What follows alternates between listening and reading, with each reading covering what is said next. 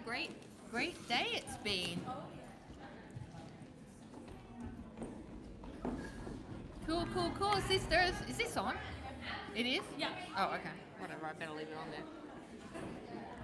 Awesome. Well, we are going to start today just our Women's Day focus and push, because it is on the 29th of June. As we know, anybody that needs invitations, they will be there on Wednesday. Please be giving them out. Please be inviting everyone you know, because it's fantastic. And the high tea is fantastic. The day is going to be awesome. If you have never heard India speak, she's an excellent speaker, and she's going to inspire a lot of people just to want to know God. So yeah, this is what we're going to be talking about today.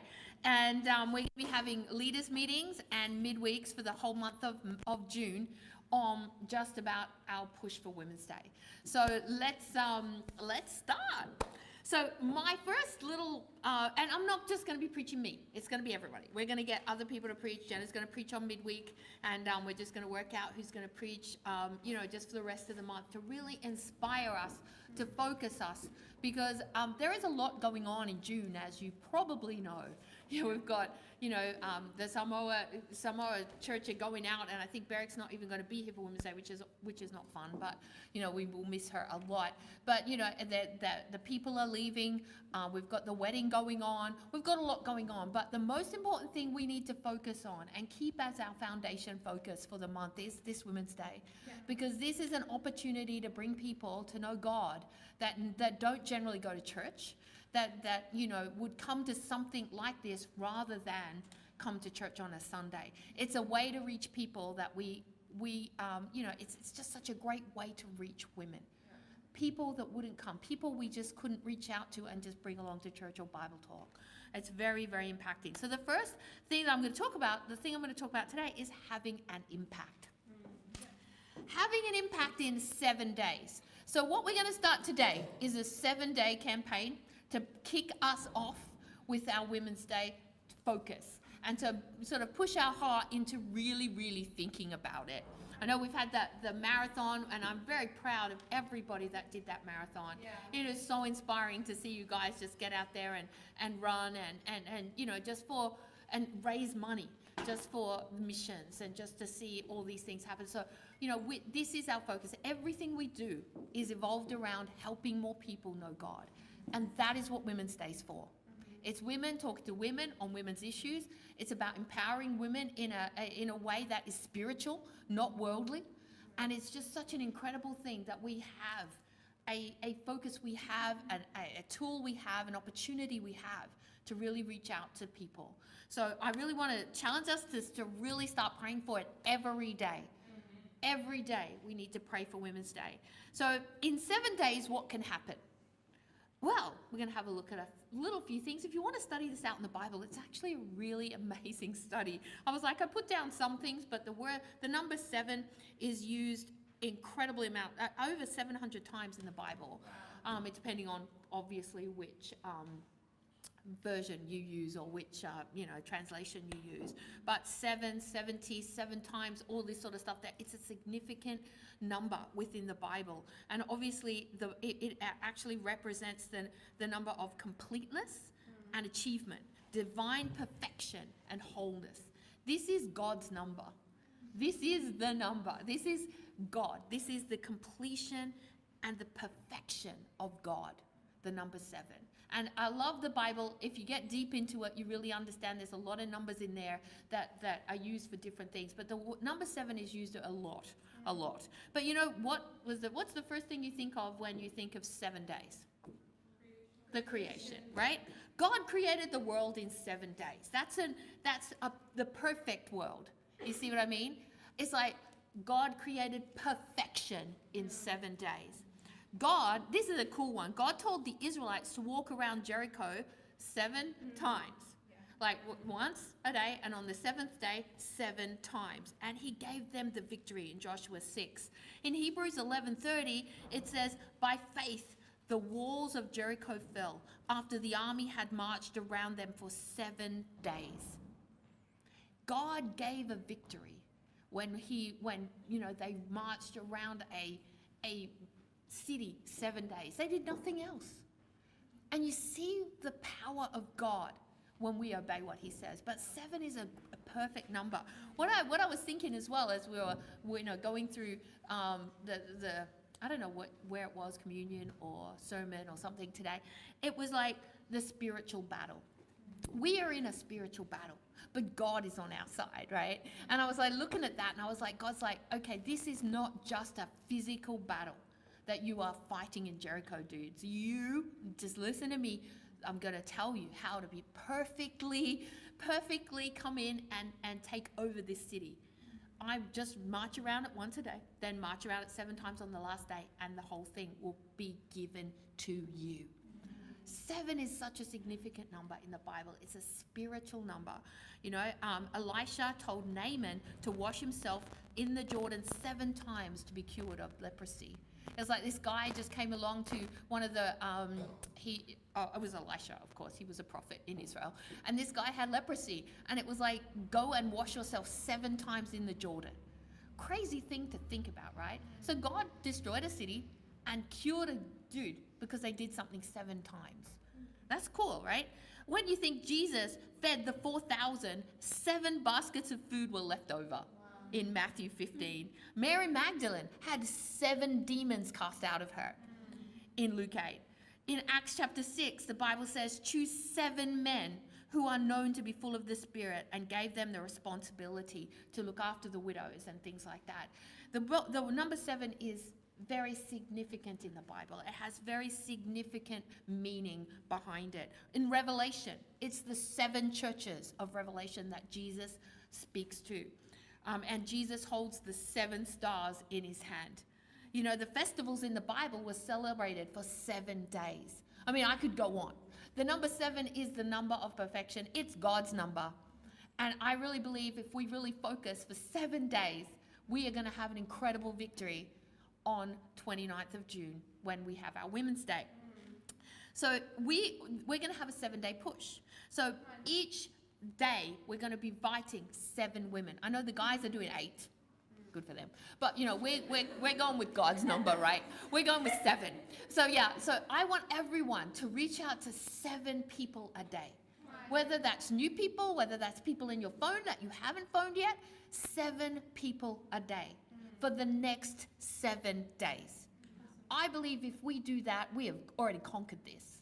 I believe if we do that, the victory is ours. God will fill this place up. We only have 130 positions in this Women's Day. That's it. Last year we had a list of people who were waiting. So if you want your friends to come, make sure you get in quick. I was talking to Effie, I think there's only 10 people that have paid so far. So over the next week, we really want to focus on this. If you get their money, they are in. But you know, there's no guarantee. We only can fill 130. And I tell you, if you've not been to this Women's Day venue, it is fantastic. And we're going to have a fantastic speaker. So, you know, I'm just thinking to myself, I don't want to regret not inviting someone I really want to come. So make that decision even today. You're not going to regret not inviting that person that you really want to come. And whoever that is in your mind right now, think of the first person you would regret not inviting and write them down. Write it down. So you go away today and you do it. Write it down. One person that you think, I would regret not inviting that person. Write that person down and go and do it today. Tomorrow we start 7 people. You know, we will have an impact, but it's going to be an amazing Women's Day. I really want this to be a victory for God. You know, this is what it's all about. So we're going to look at Jesus today, of course. Well, the person that had the most impact in the whole of eternity in history is, of course, Jesus himself. So we're going to have a look at, the impact that Jesus had on his family. So this is a great opportunity to invite out your family. And I was speaking to Jackie just before, and I was like, please bring your sister. And if you get to know the people that you're studying the Bible with, it would be so awesome for Jackie's sister to come. I think it would really help her a lot. Yeah. And I've sort of said to her, and I took her an invitation. I said, you need to give this to your sister, because, you know, we need to invite out our family. You know, Acts chapter 1, verse 12 to 14, we see the impact that Jesus had on his family. And as we know, and as we've read in the Bible many times, there was a lot of persecution from his family and things like this. But Jesus was straight, steadfast on what he believed and and his goal. And his goal was not just to save his family, his goal was to save everybody. But his family were a part of that. And it should be our heart to save our family. So in Acts chapter 1, verse 12, it says, "Then the apostles returned to Jerusalem from the hill called the Mount of Olives, a Sabbath day walk from the city. When they arrived, they went upstairs to the room where they were staying. Those present were Peter, John, James and Andrew, Philip and Thomas, Bartholomew, Matthew, James son of Alphaeus, and Simon the Zealot, and Judas, son of James. They all joined together constantly in prayer, along with the women and Mary, the mother of Jesus, and with his brothers." So we know Mary, his mom, and his brothers were disciples after Jesus died. So that was such an impact. And you know what? James, Jesus' younger brother, he didn't think anything of Jesus when he was on earth, right? He didn't think he was anybody special. He was his brother. And I'm sure, he was with his mom when she was there telling everybody that Jesus was crazy. But James, he became the leader of the church in Jerusalem and was martyred for the faith. This is the impact Jesus had on his family. And you know what? Jesus appeared to him. I love that. It was like James, but after his resurrected brother appeared to him, James not only believed, but became an incredible leader. So Jesus had an impact on his family. And, we may say, well, our family don't think much of us. And, even what Nicole was sharing about her family, it's like, getting in India and Dean was such a great thing. But I think, the more people we introduce our family to from the church, the more impact it's going to have. Because you know what? James thought nothing of Jesus. Why? He was his brother. He saw. He didn't respect him as who he really was. He didn't get it. But our families don't get it unless they come. Right. Our families don't get it. Inviting your mom or your sister to one of these incredible events that empowers women spiritually. We don't want to be these women that empower women, in worldly ways. This is the most powerful thing you can be, is a spiritual woman. And we want to empower women spiritually, because it is a spiritual battle that we fight every day in our lives, and every woman out there fights the same battle, whether they know it or not. But your family, invite them, bring them. I love the fact that Millie's sister became a disciple. Yeah. And that was really cool. Like, ask Millie if she believed that would happen. Even when she was here and she was studying the Bible with Millie, it was like, well, this isn't going to happen. But God really worked in that. Millie put a lot of effort into getting her sister to come here, and now her sister's a disciple, and now they're both reaching out to her mom, and all this, and your mom just went to New York, right, and went to church. And so, do you see what I'm saying? We've got to have hope for our family. Yeah. I think of Jenna. Jenna is here today because of the faith of her sister and her mom. You know what I mean? And I think we can't underestimate what the power we have, or the faith that we have, can really convert our family. Right. And Jenna has actually really helped me to have faith even for my daughter, who is coming to Women's Day, which is awesome. I think of Leslie. Leslie's here because, Lennox and Kira became disciples, and because of them, Leslie's here. They had faith enough to really just invite her to come and to see what's going on. And I think we've got to have this faith for our family. I think of Mel. Mel took Joe's challenge and called her mom on that day.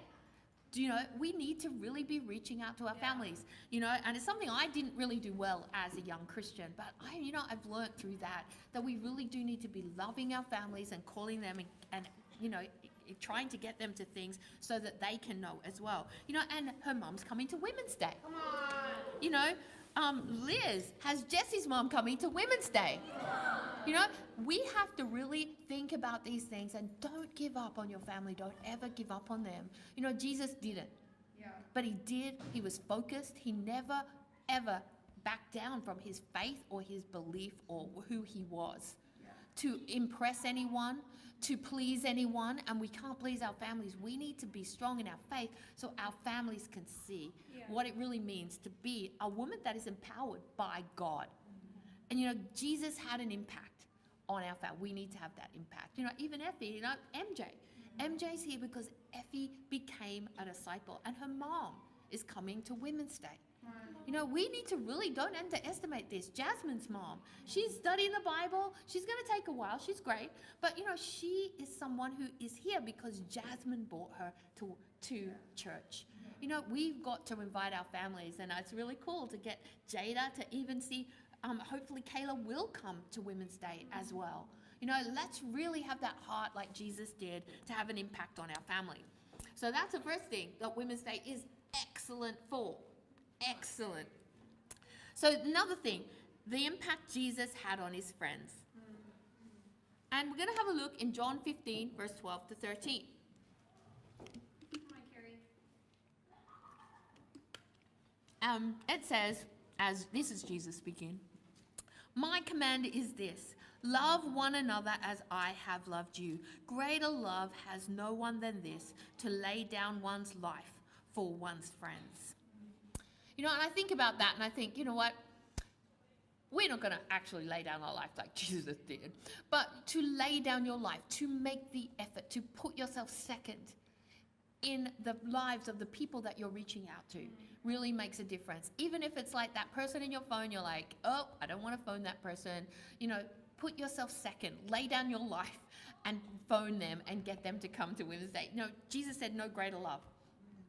No greater love can we have but to really lay down our life, which means step aside, put down your fears, put down your expectations, and really do what you know you need to do. If you really love someone, you will invite them.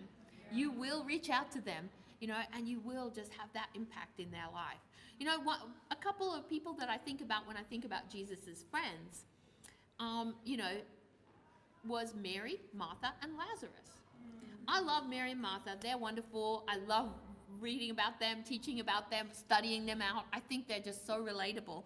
But these people were not just Jesus's disciples. These were Jesus's friends. And the first time that they came, the first thing, it talks about Jesus's friendship with these three people began with hospitality. And it says in Luke 10, it says, as Jesus and his disciples were on their way, he came to a village where a woman named Martha opened her home to him. So Martha opened up her home to Jesus. He walked in, and there you go. That's how the friendship began. Later in the gospel account, the two sisters run to Jesus when their brother Lazarus was sick. He wept for his friends. And had what his friends had to go through to see the miracle of seeing Lazarus raised from the dead and to see the power of God. But obviously, you got to go deep into that to really understand the significance of what went on there. But I really see how Jesus, he really felt for these people. These people were his friends. These people, even if they were not his disciples, they were still his friends. I love the fact that that was in Bethany, and it wasn't very far from Jerusalem. So whenever Jesus was in Jerusalem, that was his place to go. Yeah. These people were his friends. It started with hospitality. Martha's house was always open to Jesus. It was always a place he could feel he could go, and he could be, just welcomed there by this woman, and her family. And he had an impact on them, and they became his friends. Not only because they became disciples, but because of their hospitality. That's where it started. And I think about Millie when I think about this, and Irene. And actually, it's really cool just to know that, I love it. I loved coming over there last Monday night. You had Shania there studying the Bible, and then, Irene meets Alice and brings her over too. And, I thought, wow, this is what it's about. Yeah. And I love the way these women give their heart. And you always feel like if you were in Bondi and you needed just somebody to just go and have a cup of tea or something like that, there'd be no doubt you could just pop in to Millie and Irene's and now Bonnie's house. So, and I love that. We should have that with each other. What are your sisters' houses like? I love that. And I really want to lift you guys up because I really feel like you guys are an incredible example of hospitality, of just really allowing, bringing people in, loving them. And I really believe Shania has a great chance of becoming a disciple because of the love that you have shown to her, to be honest. You have gone above and beyond. And what I love the most, the Bible does say that. Romans 12, verse 13, it says, practice hospitality. Yeah. And as women, this is our thing. Yeah. This is it. I love it. JT is an amazing cook. I love going to their place as well because, she practices hospitality. We've got to do this, even with the people we're reaching out to. Bring them to your home. Show them the hospitality. Get them to meet the sisters. It's amazing. I love that. That is what we need to be doing. So Jesus' friendship with these women and with Lazarus started with hospitality. Another incredible hospitality, lovely woman is Kira. She's incredible. And I love the fact we have these women in the church. And if you don't know how to be that, learn from them because they are, and I could go through the whole lot of you guys. There are many incredible, just incredible women that will open up their homes for you. But, I definitely really want to encourage us to make friends through hospitality. And of course, what did they do? They went around they baked banana bread.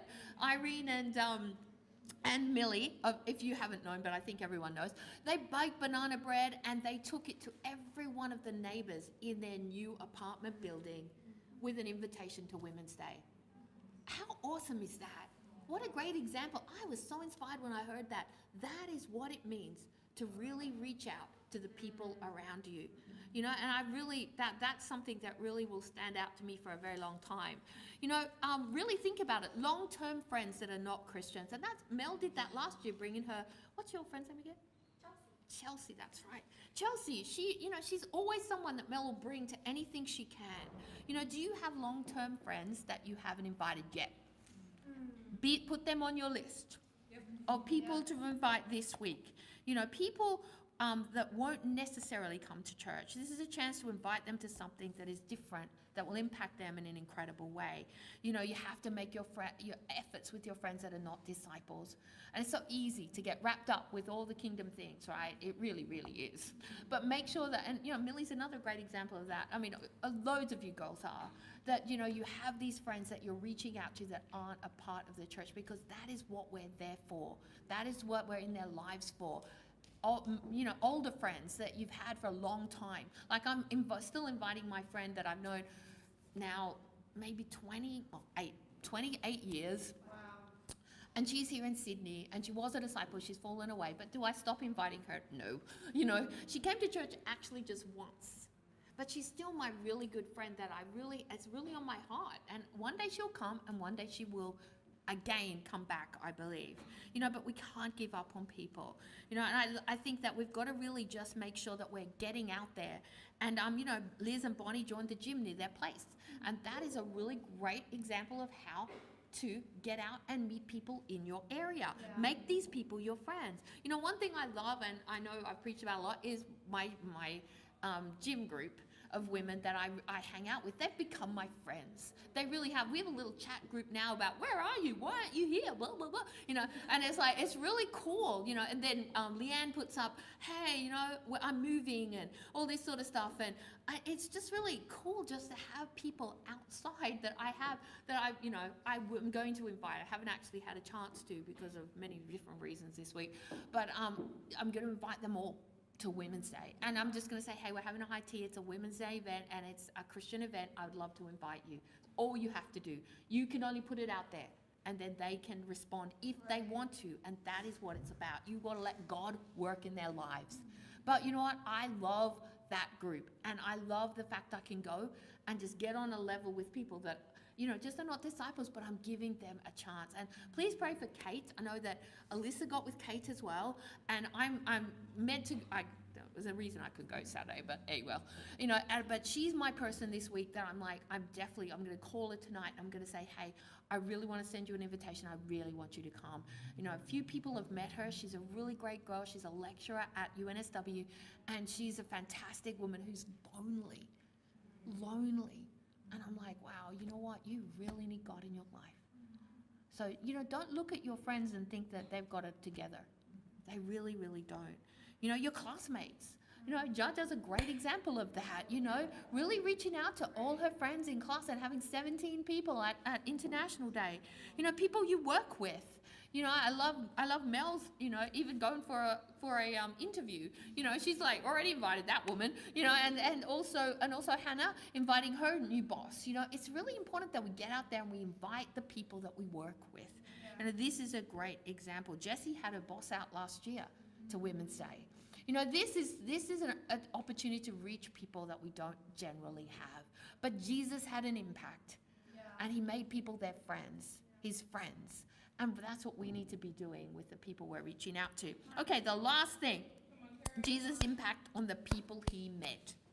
I love this. This is a great, you could go on. I just wanted to make it a lot of examples so that we could actually be inspired by each other and inspired by what's happened before, so that we can really say, you know what, I can do it. Like I remember in London, and I was feeling pretty faithless, and one of the guys was like, this is what I did. I stood at the top of the escalators in one of the stations in London, and I was like, whoa, you're brave. But, and he invited everybody that come off that thing, and, I thought, wow, I could do that, and it's like, that's what it's about, being really sharing about each other, and really us sharing the victories really helps us to see we can be inspired by each other. It's something that will inspire us all to be more through these next few weeks.